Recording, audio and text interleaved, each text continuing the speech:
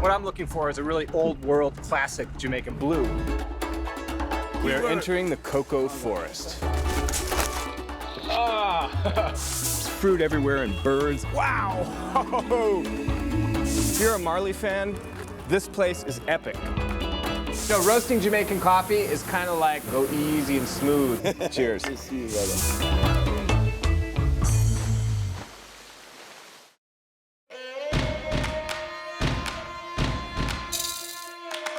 For over 20 years, I've traveled the world searching for exceptional coffees.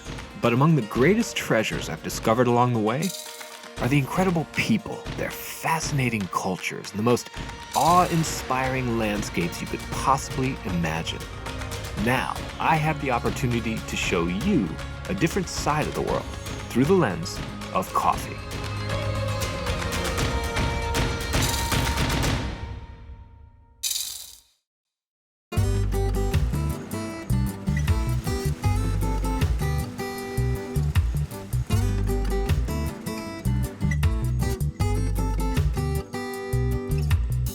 Jamaica, the island country in the Caribbean Sea, is home to one of the most expensive and sought-after coffees in the world. These are Jamaica's Blue Mountains, extending for over 24 miles with a cool, misty climate. Given the country's lush vegetation, it's surprising that the soil here is actually low in important nutrients like phosphorus and nitrogen. So how does the coffee taste so good, you ask? There's no clear answer. So the best way to find out is to chase it to its source.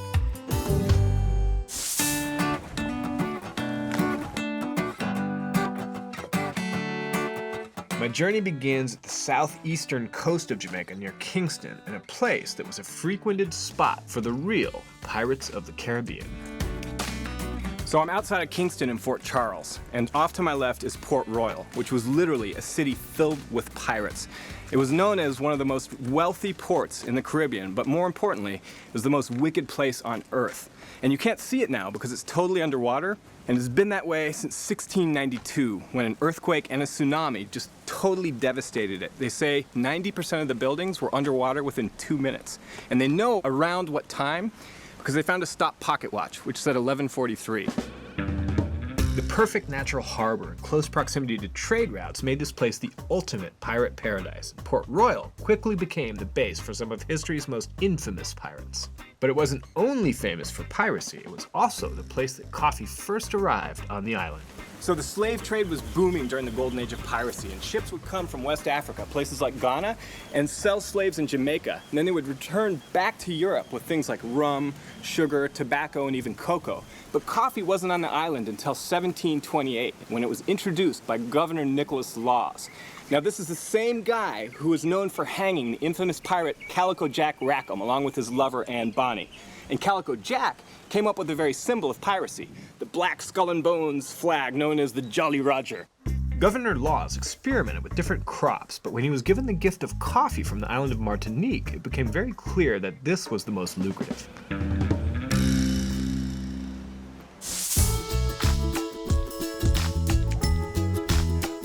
Port Royal is bordered on one side by the harbor and on another by the Blue Mountains. The rise and elevation of the Blue Mountains from the coastal plain is incredibly steep, so I think one of the best ways to get a sense of its imposing nature is on the water. I must say, the views from the water are spectacular. So the Jamaican Blue Mountain coffee, the really good stuff, is not that far from here. What happens is, the island is situated in such a way that the very best coffee, the Blue Mountain coffee, benefits from the northeast trade winds and all the moisture that those winds bring in. And they also benefit from the mist. And that Blue Mountain is named that way because the mists and the fogs look blue. So you have to do a lot of looking around. To find a really good Jamaican coffee, you've got to look hard. And what I'm looking for is a really old world classic Jamaican blue, something that Nicholas Laws might have had, but much better. And so, to do that, I'm reaching out to a new friend. And it's someone who's built on his family's legacy through the farming of organic coffee. Now, this isn't just any old legacy. This is a legacy that had a huge impact on me since I was a kid. And you may say the same if you listen to reggae music.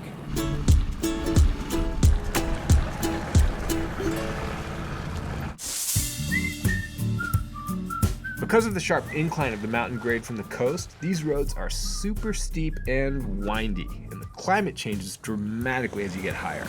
You can go from 80 degrees Fahrenheit at sea level to 40 degrees at 7,000 feet of elevation in just over an hour.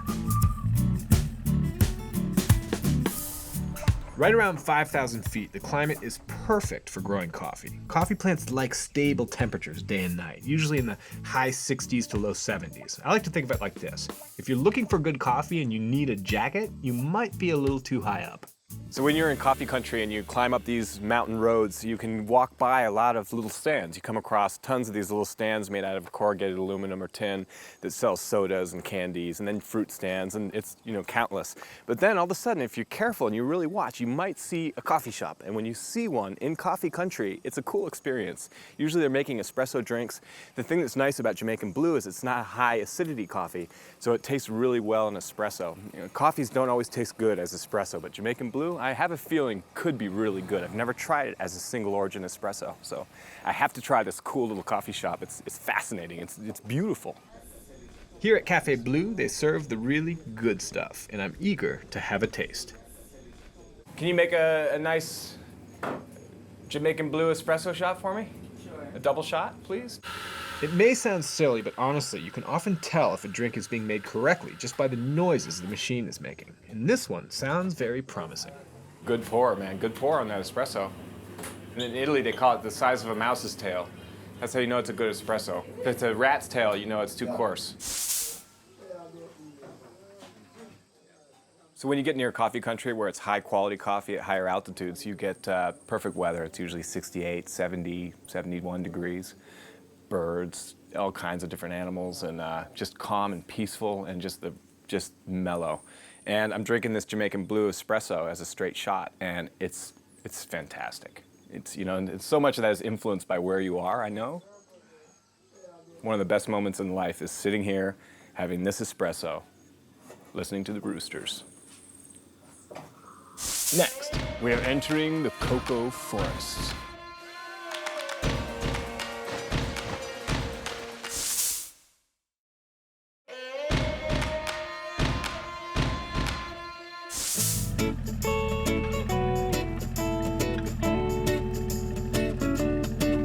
Heading to an estate reputed to grow the creme de la creme of high-altitude Jamaican Blue Mountain coffee.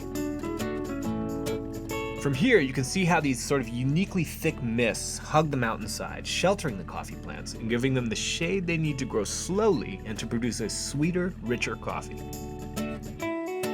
When you arrive at Clifton Mountain Estate on the slope of Catherine's Peak, it's immediately clear that this is the choicest piece of property you could ever hope to grow coffee on in Jamaica.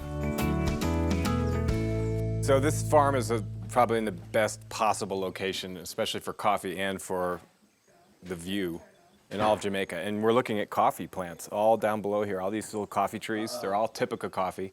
Only a very small number of Jamaican coffee farmers grow coffee in the Blue Mountains.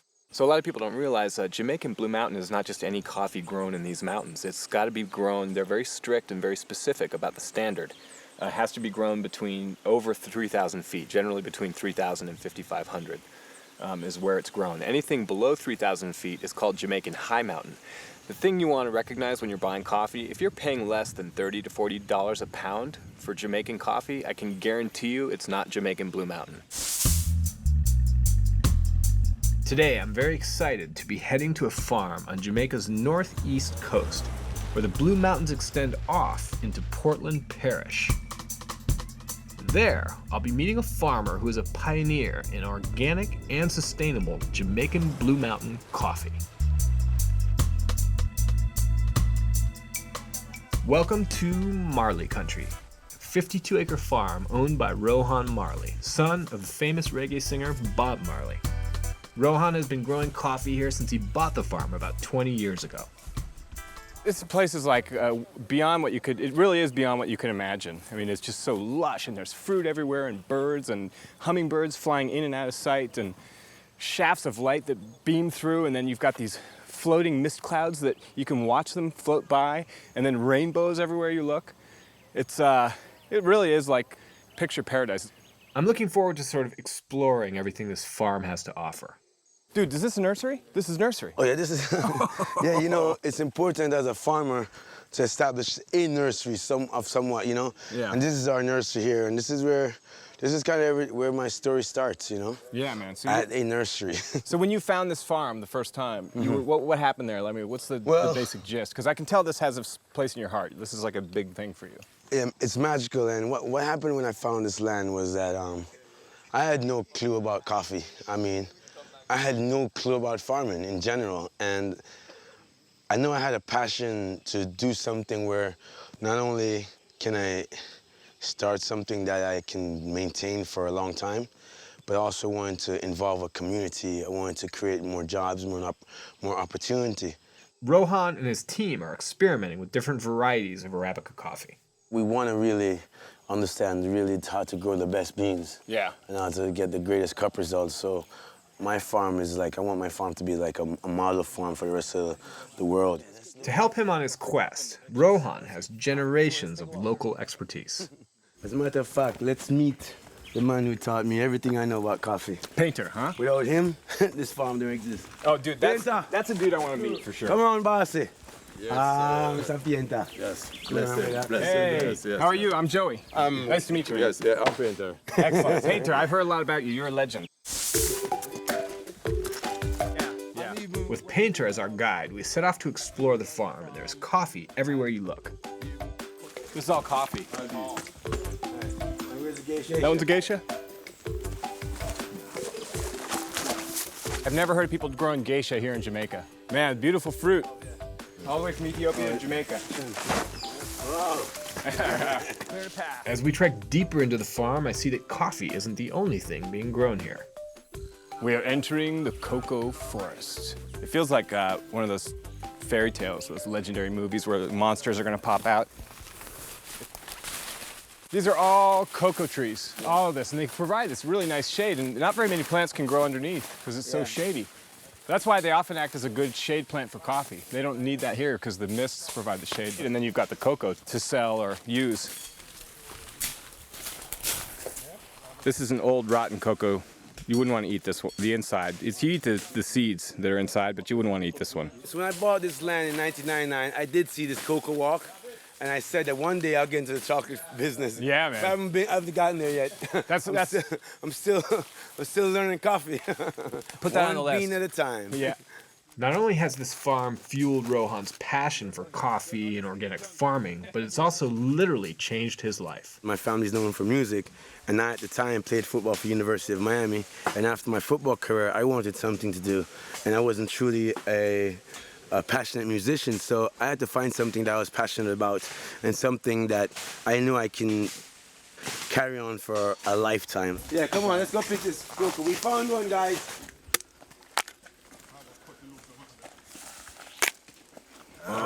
Look at that. Chocolate is almost the same family as a coffee. It's just almost the same process. Here's a chocolate bean. Wow. Look at that. Look at the veins in that thing. Yeah.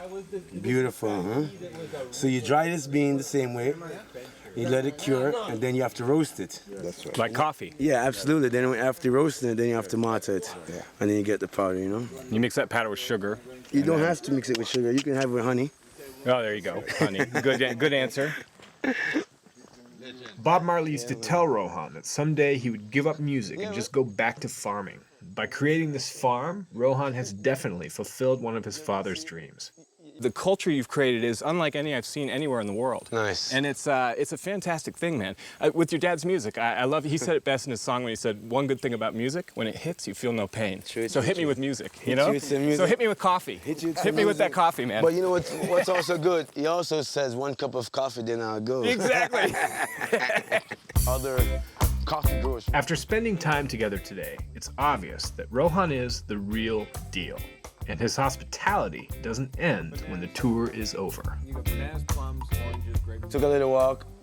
I had Pain to gather some lunch. Was that a little walk for you, man? That was quite a trek. Well, yeah, it's all right. So It's just we had some lunch prepared. So can we get some lunch, please? Where's that lunch? And so I'm invited to lunch, Jamaican farm style. Or break the kid, you know? Man, that's juicy stuff. It's spraying on my legs. I can feel it. It's gonna be sticky. Yeah. Our lunch starts with what used to be one of the Caribbean's most important crops. Are they farming it, or is it just stuff from an old No, farm? man, we don't farm sugarcane. That grows wild and free. Trust. That's what it's called. Ah, yes. It's white. I mean, that's totally refreshing. White, man. Fruit flies. Yeah, it's like juicy. Just bite and spit out the trash. Sugarcane is about the juice. Yeah. So this is the appetizer. Yeah. This is the appetizer, right? It's the appetizer. Nice. What do you got figured for the main course? Main course? All right, give me 2 coconut water here. All right, beautiful. Oh, look at that. The difference with your coconut and my coconut is this. If you look... You got a bigger coconut. No. No, you don't carry a bigger Actually, coconut? the bigger one is yours. But if you notice, if you look inside, you can see the white flesh in this coconut here. That's because it's a little older, so it developed that little... That's developed from being fermented. So I'm gonna have you drink this one, and you'll taste the difference in that one, how sweet it is compared to how fresh mine is. Good man.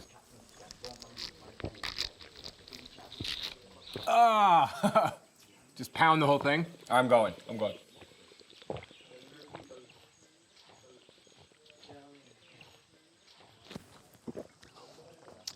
Right. That was like 14 ounces of coconut Don't worry water. about it.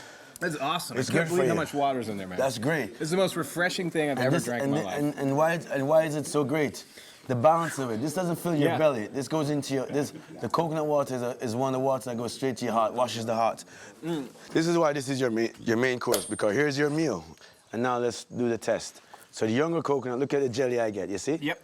And now you do your jelly. Oh, wow. Yeah. Ah, you see the difference? Yeah. So being that this is your main course, what about a little dessert? I'm ready, Some man. fruit Bring it for on, dessert? man. Oh, killer. Yeah, fruit. You want a dessert, but I wanted to give you banana, but obviously it's a little green. This banana here in Jamaica, we actually cook this. We boil this, and we can eat this green like that.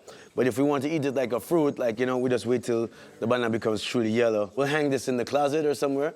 In a dark place? Does it matter if It doesn't it's have to be Doesn't dark. It matter. can grow ripe on a tree. Yeah. So it doesn't have to be dark. Yeah. And then being that we have some nice, beautiful grapefruit.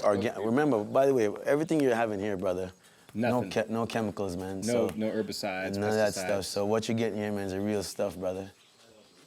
There you go. Try this one. All right. Oh my gosh, man. I seriously. Yeah. I never had a grapefruit like this. It's like the mellowness of an orange, but it doesn't taste like an orange. Mm-hmm. I could eat these all day.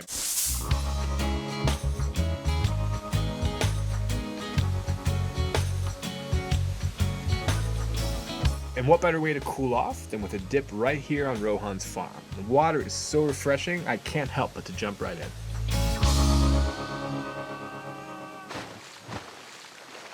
Next, it's kind of like go easy and smooth. Cheers. If you're a Marley fan, this place is epic.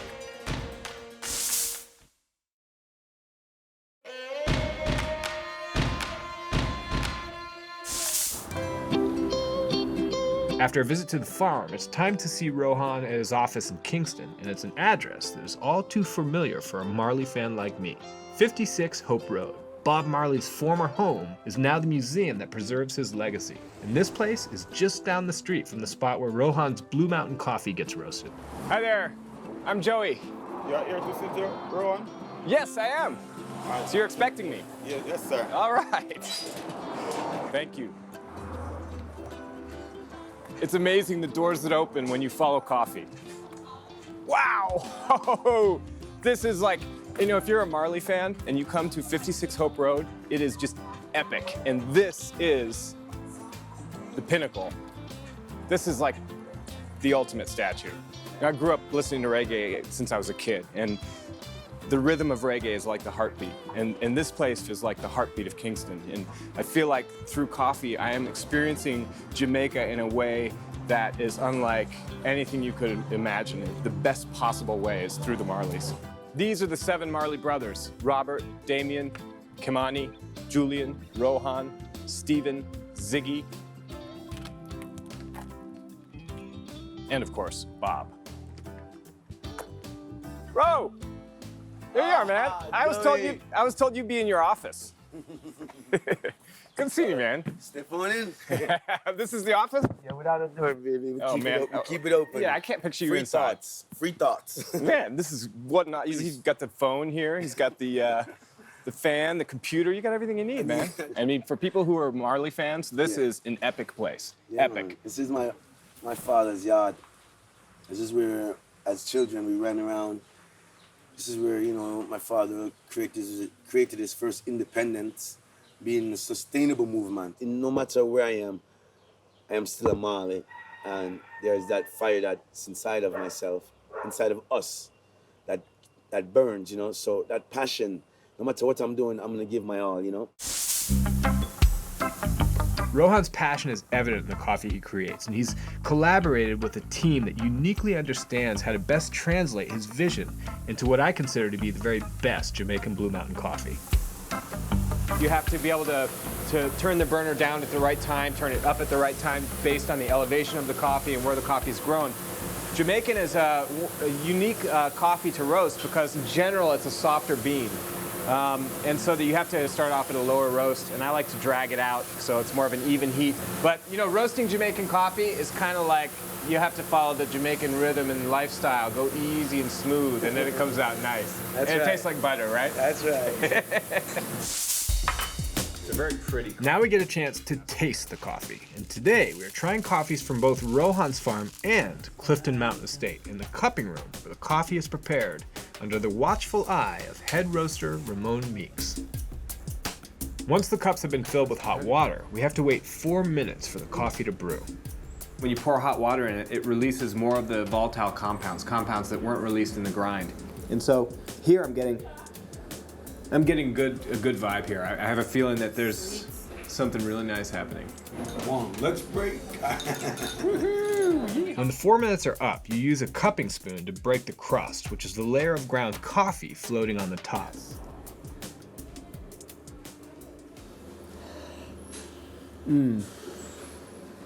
Really syrupy, kind of kind of like fresh wood a little bit, and just nice notes of caramel, and there's a lot going on in this.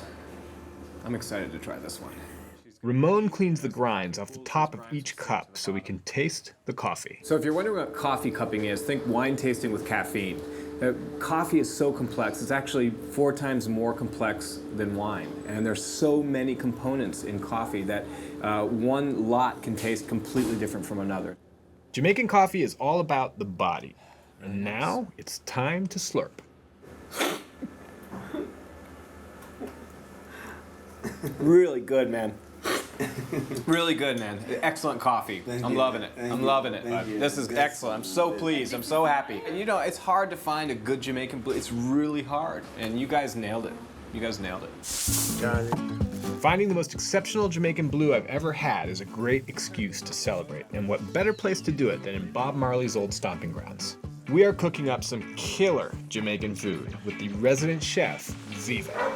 Spice. All from the 56 Hope Road. Yeah, because the garden is here. Really, we've had this incredible experience. We found this coffee and so much more. And then how do we have the ultimate meals? And when I met this guy, I knew he was a good cook. You can just tell he's got something going on. Viva has been cooking here for over 27 years, and his brain is like an encyclopedia of local ingredients. And what's unique about Jamaica is that the food is all grown right within, 50, 60 feet of where you're eating it. So all the restaurants have their own little gardens, great flavors. Of course, Jamaica is known for much more than just coffee and food. Reggae music has been around since the 60s, and for me, this is totally a dream come true. I have absolutely no musical talent whatsoever, but if you think I'm gonna let that stop me from jamming with Rohan and Julian Marley, think again.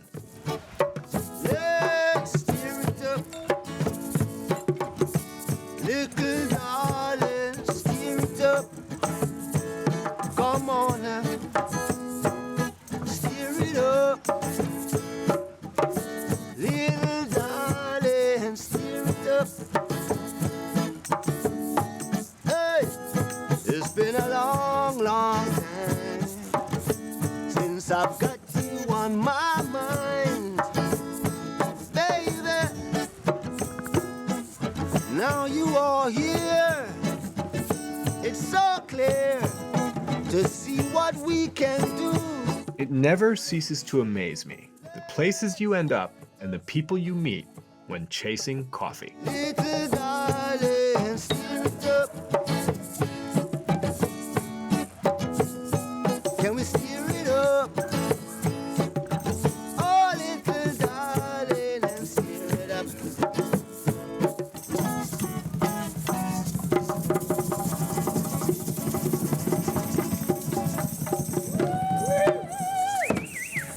Oh, right on.